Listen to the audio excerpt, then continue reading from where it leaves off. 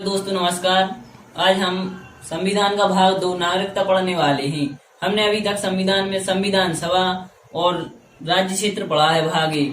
आज हम नागरिकता के बारे में पढ़ने वाले हैं। जो नागरिकता होती है, नागरिकता मानव को एक विशेष अधिकार देती है, जैसे कि प्रशासनिक और राजनीतिक जो प्रशासनिक होते हैं और जो सरकारी अधिकारी होते हैं उनसे संबंधित कुछ जो जानकार वो होते हैं नियम उनके द्वारा लागू किए जाते हैं। जैसे कि हमारे यहाँ के प्रधानमंत्री है, मुख्यमंत्री है, राष्ट्रपति हैं।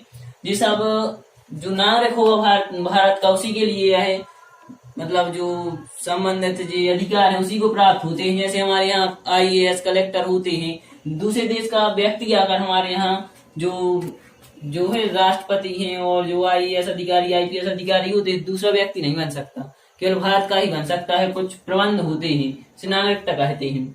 जो नागरिकता है भारतीय संविधान के भाग दो में वर्णित है और अनुच्छेद 5 से 11 तक इसका प्रावधान किया गया है। जो इसमें क्वेश्चन पूछे गए हैं, जैसे कि भारतीय नागरिकता कहाँ से ली गई है और भारत में नागरिकता का प्रावधान किस प्रकार का है, और इससे कुछ और क्वेश्चन भी पूछे गए हैं, जैसे कि दोहरी नागरिकता की सिफारिश किसने की थी।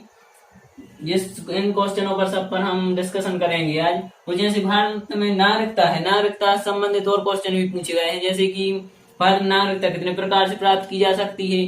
तो इनसे आपको क्वेश्चन ऐसे बनेगी कि 3 आपको नागरिकता से संबंधित क्वेश्चन लिख दिए जाएंगे और एक अलग अलग दिया जाएगा, तो इस प्रकार से संबंधित क्वेश्चन भी आएंगे आपको। हम इसी पर डिस्कशन कर रहे हैं आज। तो जो भारत में जो नागरिकता है, एकल नागरिकता का प्रावधान किया गया है। भारत में जो नागरिकता लाई गई है वह ब्रिटेन से लाई गई है। ब्रिटेन की नागरिकता से संबंधित ब्रिटेन से इसका प्रावधान लाया गया है। जो भारत में नागरिकता है, नागरिकता है दोहरी नागरिकता की सिफारिश की थी लक्ष्मीमल सिंघवी ने। जो लक्ष्मीमल सिंघवी थे, लक्ष्मीमल सिंघवी ने दोहरी नागरिकता की सिफारिश की थी। यह क्वेश्चन यहाँ से बन चुका है एक बार कि दोहरी नागरिकता की सिफारिश किसने की थी।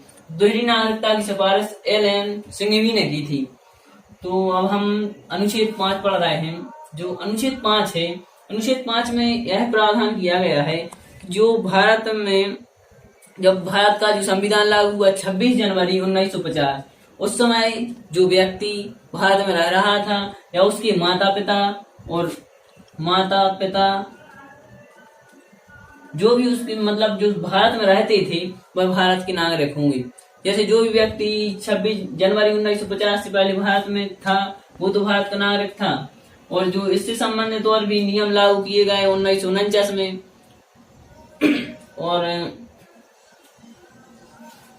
नागरिकता से संबंधित एक अधिनियम 1955 में बनाया गया था। पहले नागरिकता से संबंधित वैसे प्रावधान तो नहीं थे ज्यादा, 1955 में फिर अधिनियम आया था। जो अनुच्छेद 6 है, अनुच्छेद 6 में से अब इम्पोर्टेंट नहीं है अनुच्छेद 6 और 7। जो अनुच्छेद 6 और 7 हैं वर्तमान स्थितियों को देखते हुए संविधान में जोड़े गए थे। जैसे जो भी व्यक्ति पाकिस्तान, जो भारत का विभाजन हो गया था, भारत का विभाजन हुआ था, तो जो व्यक्ति पाकिस्तान से भारत में आ रहे थे उनके लिए कुछ विशेष प्रावधान किए गए थे। तो उनसे संबंधित अनुच्छेद 6 है। जो भारत में आते थे, पहले ऐसा होता था कि कोई व्यक्ति जब विभाजन हुआ था तो व्यक्ति आते जाते रहते थे, लेकिन यह सरकार ने यह देखा कि मतलब ऐसे कोई भी व्यक्ति नहीं रह सकता, उनको लगा, तो फिर उससे संबंधित उन्होंने फिर नियम बनाए जो अनुच्छेद 6 और 7 में रख दिए गए।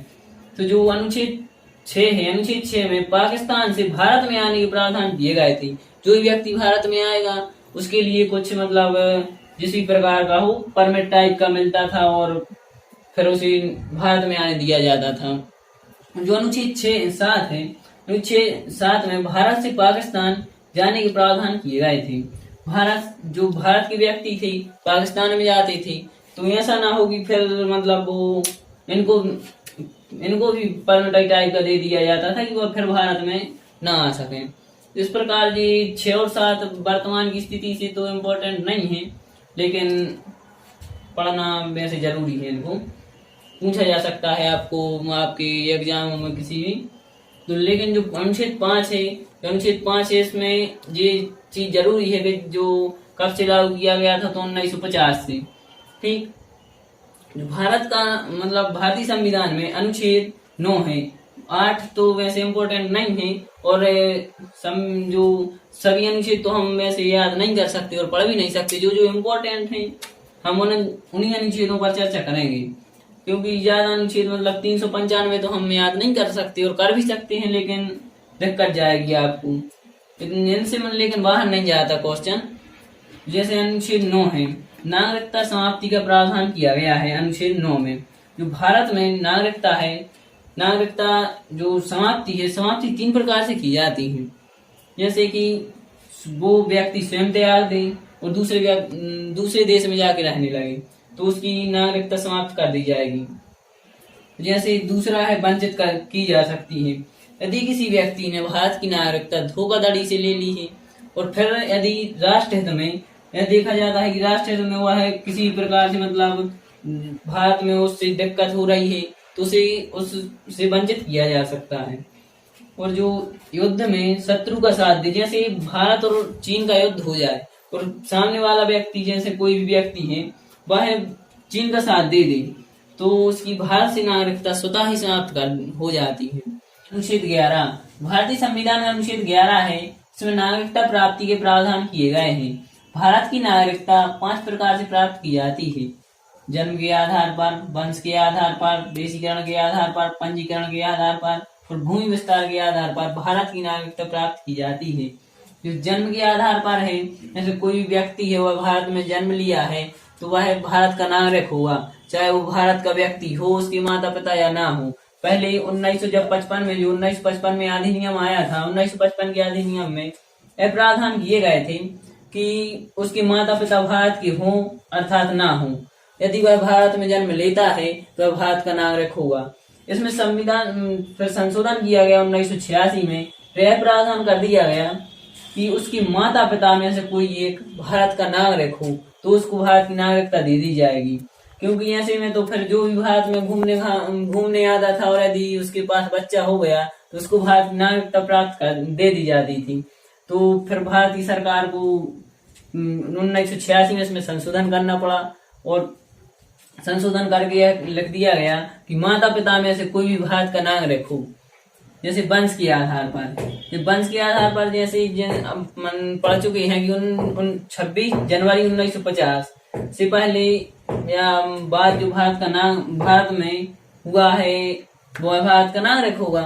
जैसे वंश है तो वंश माता हो या पिता हो, दादा हो, परदादा हो, जो भी भारत में रहे हैं तो वह भारत का नागरिक होगा। जैसे आपके माता पिता हैं, आपके माता पिता यदि भारत में थे उस समय तो आप भी भारत की नागरिक हो गई और आपको भारत की नागरिकता दी जाएगी।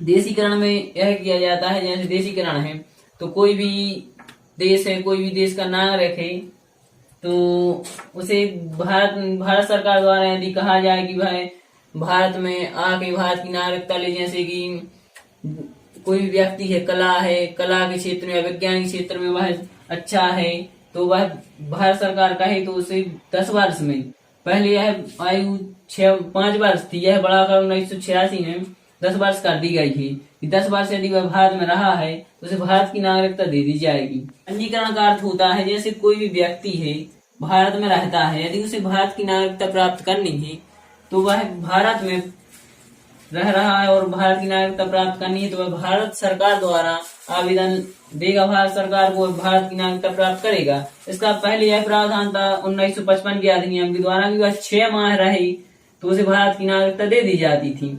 लेकिन अब 1986 में जो संशोधन करके कहा गया है उसमें कहा गया है कि यदि वह 1986 में कहा गया था कि जो व्यक्ति 5 वर्ष तक भारत में रहेगा उसे भारत की नागरिकता दे दी जाएगी, लेकिन वर्तमान समय में यह अवधि 7 वर्ष हो गई थी। यदि कोई भी व्यक्ति भारत में 7 वर्ष तक रह रहा है तो उसे भारत की नागरिकता दे दी जाएगी। यह नहीं है कि वह भारत में यदि 7 वर्ष रह रहा है तो उसे भारत की नागरिकता दे दी जाएगी। वह उस सरकार से अपील करेगा, यदि भारत सरकार को लगेगा तो भारत सरकार उसे नागरिकता दे सकती है और नहीं भी दे सकती। और जो भूमि विस्तार है, भूमि विस्तार के आधार पर ऐसा होता है कि जैसे कोई भी देश है, चीन है, पाकिस्तान है, यदि अपन चीन और पाकिस्तान का कोई, जैसे चीन है, चीन का कोई भाग भारत ने जीत लिया जैसे, और जो उसके नागरिक होंगे, जितना भाग जीता है, जो उसके नागरिक होंगे उनको स्वतः ही भारत की नागरिकता दे दी जाती है। जैसे कि जो भारत और पाकिस्तान का युद्ध हुआ था, इंदिरा गांधी ने भारत को लाहौर तक पहुंच गई थी, जैसे यदि वो चाहती तो भारत में मिला सकती थी। तो भारत में पाकिस्तान मिल जाता तो उसे उनके नागरिकों को स्वतः ही भारत की नागरिकता दे दी जाती। जैसे कि हम कल पढ़ चुके हैं, सिक्किम राज्य था, सिक्किम राज्य के बारे में अपन कल सब विस्तृत जानकारी प्राप्त की थी। सिक्किम राज्य है, जैसे सिक्किम राज्य को भूमि विस्तार के द्वारा ही मिलाया गया था। जैसे सिक्किम राज्य के तो उनको भारत की नागरिकता स्वतः ही दे दी गई। और जो अब भारत नागरिकता के बारे में और भी चल रहे हैं, ये NRC है, इनके बारे में अपन अलग से एक वीडियो अपलोड कर हैं और इनमें सब विस्तृत उनकी जानकारी प्राप्त कर हैं। जो नागरिकता से संबंधित जो महत्वपूर्ण चीजें हैं वो नोट कर लें आप लोग सब। जैसे कि भारत की जो नागरिकता है, भारत में नागरिकता का प्रावधान कहाँ से लिया गया है? ब्रिटेन के संविधान से भारत में नागरिकता का प्रावधान लिया गया है। भारत की नागरिकता है, भारत की नागरिकता किस प्रकार की है? एकल नागरिकता है और एक और जो है दोहरी नागरिकता है। दोहरी नागरिकता की सिफारिश किसने की थी? LM सिंह भी थे, दोहरी नागरिकता की भारत में सिफारिश की थी। और जो नागरिकता प्राप्ति है 5 प्रकार से की जाती है, बता चुके हम विस्तार से इन चीजों को। वंश, जन्म, पंजीकरण, देशीकरण और भूमि विस्तार से नागरिकता प्राप्त की जाती है। जो समाप्ति है वह 3 प्रकार से की जाती है। स्वयं के तो स्वयं मतलब स्वयं दूसरे देश की नागरिकता ले लिया, वंचित कर दी भारत सरकार या युद्ध में दूसरे का पक्ष दे, इस प्रकार से वंचित की जाती है। कल हम भाग 3 पढ़ेंगे, मौलिक अधिकार। मौलिक अधिकार है उन संबंधित क्वेश्चन इंपोर्टेंट बनते हैं, इसलिए हम कल भारतीय संविधान को भाग 3 पढ़ेंगे। मिलते हैं हम नेक्स्ट वीडियो में। जय हिंद।